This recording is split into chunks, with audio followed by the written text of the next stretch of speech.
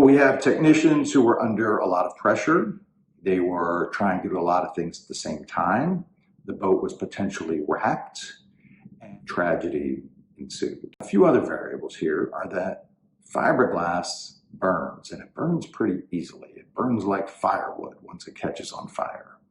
In addition, I believe this boat had lithium batteries. So many modern boats have traditional lead acid starter batteries to start the engines, but they have significantly sized lithium ion or other lithium chemistry batteries for backup power, refrigeration, air conditioning, all kinds of cool things. And they're a really nice feature to have on a boat.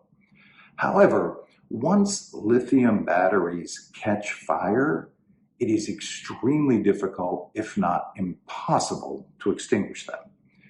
And there's a lot of reasons for that. Number one, they're self-oxidizing. So even if you deprive the battery of oxygen, which would normally extinguish a fire, they're creating their own oxygen. So the fire doesn't care, it keeps going.